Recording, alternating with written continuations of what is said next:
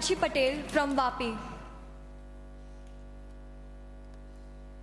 Greetings, Honorable Speaker, Madam, and other respected members of this House.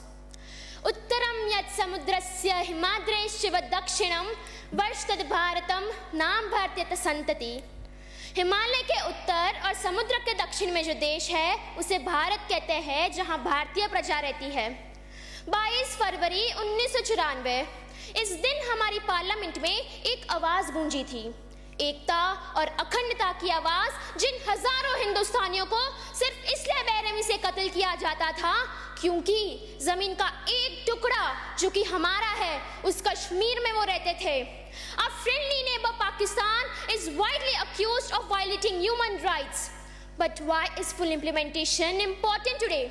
It is important to maintain territorial integrity of India, to counter China's influence on Ladakh and POK, and to honor the will of our Indian Parliament and our Indian Constitution.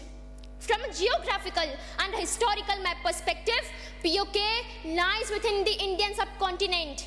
Yes, it is India's territorial claim, and even Article 1 of the Indian Constitution lists entire Jammu and Kashmir, including POK, as an integral part of India. इतिहास भी गवाह है और पूरी दुनिया जानती है कि वेदों से लेकर वेबसाइट तक, उपनिषद से लेकर उपग्रहों तक, भारत ने भूमि प्राप्ति हेतु ना कभी शस्त्र उठाया है ना उठाएगा। इस आर्य भूमि ने तो सदैव वसुदेव कुटुंबकम का शास्त्र सुनाया है, लेकिन फिर भी क्यों जेलम का जल रक्तिम था, क्यों बॉर्डर के उस पार आतंकवाद नाम के दैत्य को पाला जाता है, क्यों उन हजारों कश्मीरी पंडितों की चीखों को दबाया गया।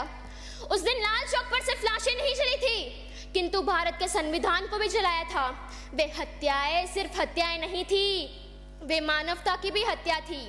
स्पीकर मैडम, 3 दशक बीत चुके हैं, 3 दशक, और ये प्रस्ताव आज भी एक अधूरा संकल्प बनकर रह गया है। आज जब हम विकसित भारत का स्वप्न देख रहे हैं, भारत विश्व गुरु बनने की ओर अग्रसर है, तब क्या कश्मीर का सुलगता हुआ प्रश्न हमारे देश की गरिमा को कलंकित नहीं करेगा? नहीं, बिल्कुल नहीं। बारूद समेत कुछ पन्नों पर शोलों ने रंगान लिखा है, माताओं ने बड़े फक्र से बेटों का बलिदान लिखा है। आज सलामी देते हैं हर उस वीर सिपाही को, हिम शिखरों पर खून से अपने जिसने हिंदुस्तान लिखा है। ऑपरेशन विजय से लेकर ऑपरेशन सिंदूर तक भारत ने दुश्मनों को धूल चटाई है। तो सुन ले दुश्मन, भारत शांति चाहता है, कायरता नहीं। अंत में मैं श्री अटल बिहारी वाजपेयी जी को याद करना चाहूंगी। आज सिंधु में ज्वार उठा है, नगपति फिललकार उठा है, कुरुक्षेत्र के कण कण से फिर 5 जन्य हुंकार उठा है।